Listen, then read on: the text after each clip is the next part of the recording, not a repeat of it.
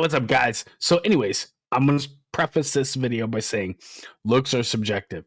They're 100% your taste. Get you squared up here, whatever you like. So that being said, I'm still going to give my opinion on it. I'm going to touch on it, but I want to touch on this new six-pack. I told you guys so. Look, this is old information. I get it, because even this video from Dodge is 3 months old, but still, this is important because going forward, this is going to be the landscape for domestic American muscle. I think they kind of messed up by calling this the Scat Pack. Let's just play the video from Dodge. Then it's only 30 seconds. All right, let's.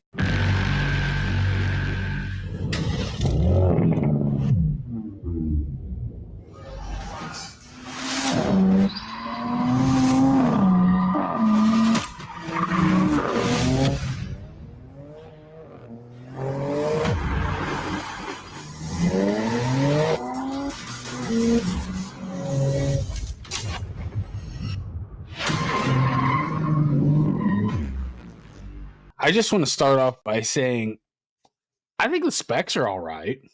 I like the fact that it has more power than the old. So what was the old Scat Pack? 485, 550 is a bump up. It could be a whole lot worse. At least it's gas. I mean, I get that, but you know what? Let's actually. I just want to go through like the comments because I think the comments are pretty telling. Let me make it bigger that way you guys can see here. Actually, I'm just gonna pull myself out. So let's go through here. Boom. Obviously, the most liked is gonna be get pushed to the top. So let's just say this would be a badass XXT model, and I wholeheartedly agree with that. I like that. Maybe if the Scat Pack is gonna be the new SXT. So basically, it's a morbidly obese Skyline GTR. Okay. See right here, better than 100% electric without a doubt. But a Charger with the V8 is not the same thing. I agree. The quietest thing I've heard from Dodge, I don't know about that. That little speaker exhaust was it was trash. What about a twin turbo Hemi? Ooh, somebody's asking for a lot. Has more power than the yeah, exactly. That's what I just said. It's a step in the right direction. Yep. Okay, so that pretty much gives you a 2,000-foot view of what the general populace thinks. I'm not a big Hurricane fan. And I pretty much just pulled up some specs because they have a SO and a HO, which I was kind of confused. And this is just from Google, so I don't know if this is anything really worth noting. But I'm just gonna say, what is this about? A Hurricane, it's inline six, twin turbo. I get it. Does it say how big the turbos are? No. Okay. But, one's 420 and the other one's 540, which we just saw was 550, probably with the tune or, 10 horsepower. Big deal. And if there's anybody with any engine building experience in the chat, tell us. Why is this a typo, or why does the lower powered variant have the capacity to tow more poundage or a bigger payload? Because the payload here is also in favor for the lower. Now, I mean, obviously, I get the higher gas mileage, but it seems like the lower horsepower model is stomping it. Now, is that where I don't think that this Hurricane is going to be a 2JZ replacement by any stretch of the imagination. Not even close. I could be wrong. Parts could be developed. Like I said, time will tell. Still in its infancy, but I'm just saying, I'm not seeing it. Now, that lower horsepower, the SO variant, is that like the engine's in its efficiency zone, like it just works better in that lower horsepower? Could be the stroke to bore ratio, maybe the turbo size. I'm not sure. Could be all of it. But anyways, if you know, drop it below.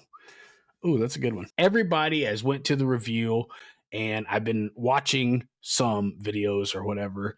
I don't have to drive this car. I don't have to even be near the car to understand what it's all about. That the specs, the numbers that I'm seeing, There's zero interest in this for me. It doesn't even get close. We'll go with the low-hanging fruit. The interior, boom. How do we make this bigger? Dude, can we? There we go. So in order for us to check it out, like we can do a 360 view. It's awfully touchy. Now I'm wondering about that mirror. I don't know if you can see my mouse or not, but is this mirror going to be uh, like a LCD screen like it was in my ZL1? If so, that's going to be cool. If not, that's pretty cheesy, lame, and basic. Touchscreens, I think we all know as far as the instrument cluster and the touchscreen itself. I'm not a big touchscreen fan anymore. It used to feel futuristic. It used to have a nice, awesome, fancy feel to it. But the more I use them, they're okay, and they look dirty when they're not on. They look, because there's just oil, fingerprints, grease all over them. Sometimes they're non-responsive. Sometimes they don't even work. The fact that you've kind of painted yourself in a corner and the upgradable options, you're extremely limited on them. I don't like them anymore. So moving forward, I'm going to have a hard time with them, but now you got two touchscreens. One on I don't even know if that's a touchscreen or not, but the instrument cluster and the infotainment. So other than that, it's really a basic Dodge car. I mean, the moonroof, all the controls, everything. It looks like maybe a suede headliner. Looks like we got microphones up here. That's scary as hell. Glass roof. I do like the panoramic glass roof. I'm digging that. That's pretty cool, man. I do appreciate the use of futuristic metals in the chassis and how we're able to like take a lot of the rigidity and everything out of the roof to open up options for cool stuff like that. I appreciate that stuff like that.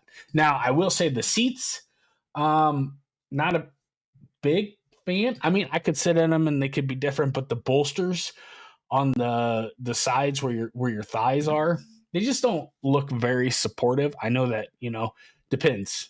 A lot of Mopars that I've sit in have had uber comfortable seats, but after sitting in those Recaros, those Recaros were probably the best hybrid, simply because in those bolsters there was steel tubing that was the frame of the seat, and with a tiny bit of foam.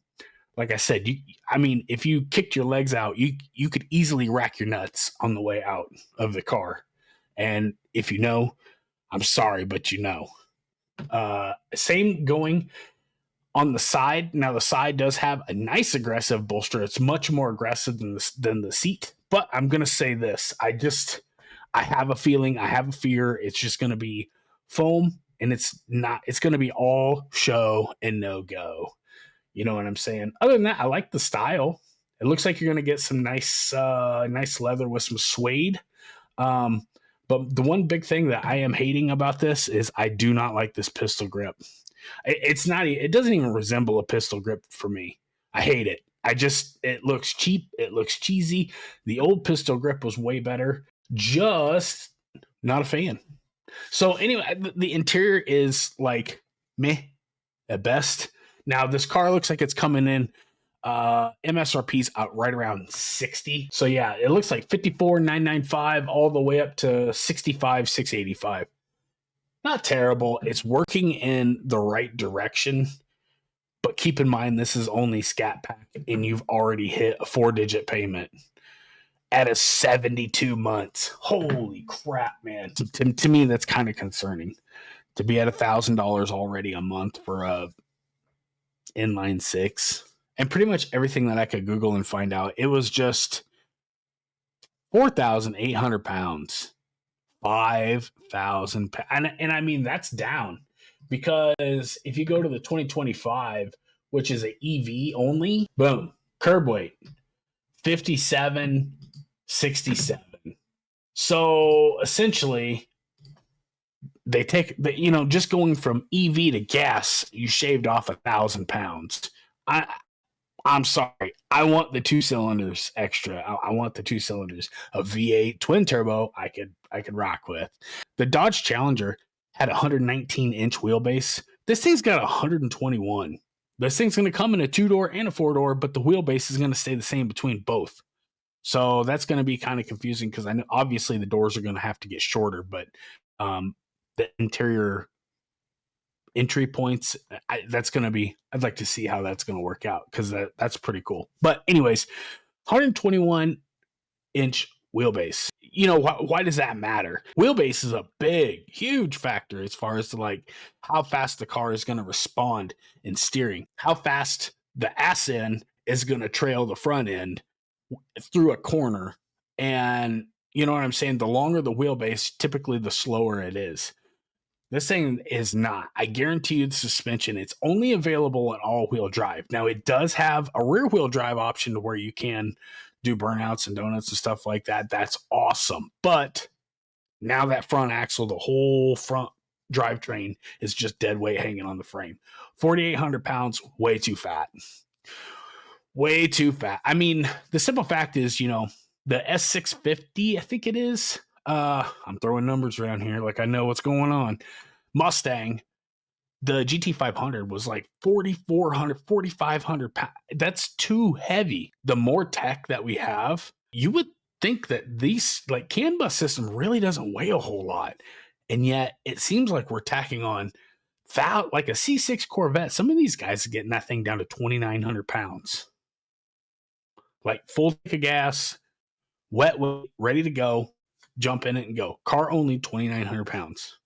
And you're talking 2,000 pounds, like a literal ton more.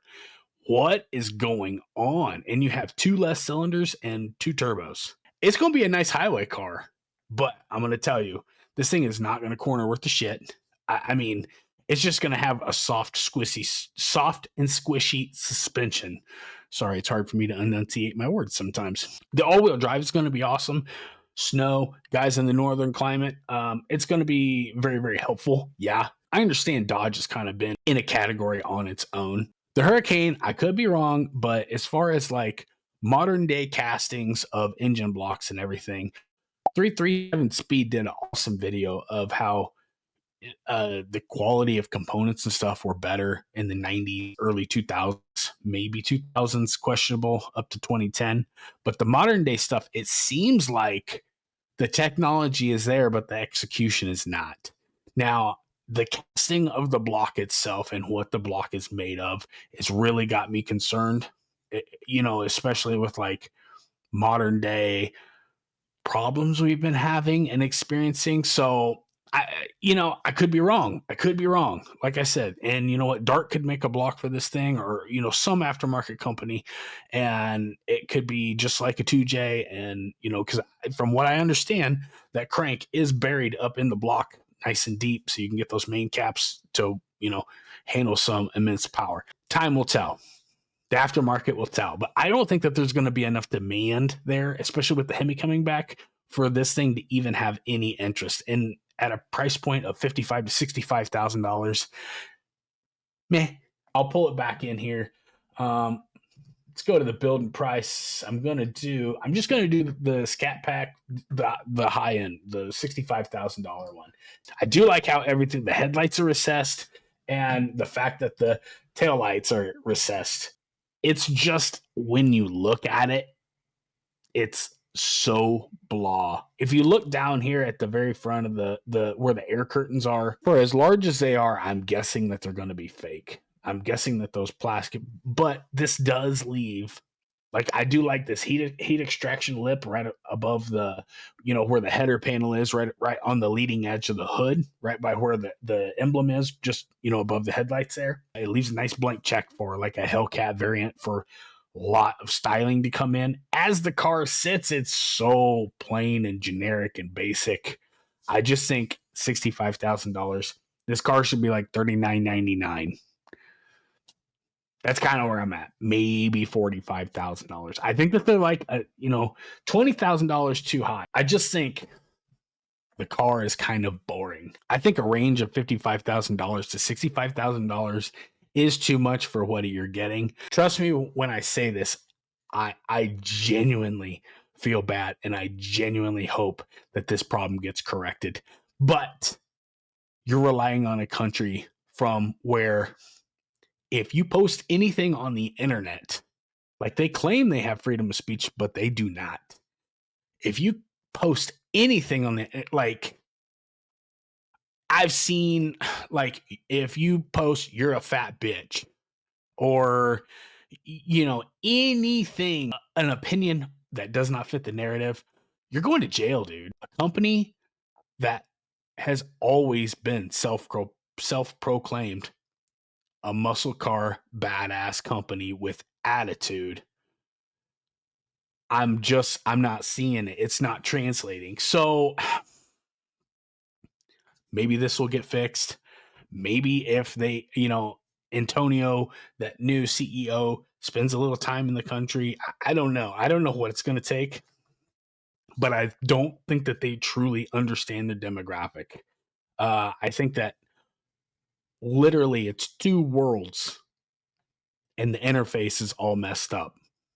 I don't see it. Maybe that's being a little harsh, but I think it's going to translate coming into the future. And I think that I hope that they get this fixed. Tim Kaniskas can jump in there and get it fixed, but that's pretty much my conclusion. 20 grand over MSRP. It's an okay starting point. I think I'm with that other commenter. I think this needs to be a SXT model. You guys tell me what you think.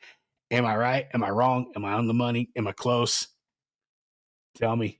So, anyways, that's where I'm going to leave it. I hope you guys are having an awesome day. Like the video, please. It really helps us out. We've been growing at a pretty steady pace, and I really appreciate all the newcomers. Understand, I'm not trying to be negative, but the truth is the truth, and the truth needs to be said. Sometimes I'm happy. Social media is an echo chamber, but I think that the perspective of the truth needs to be brought in, or has some light shown on it. So subscribe. I'll catch you guys on the next one. Have an awesome day. Later.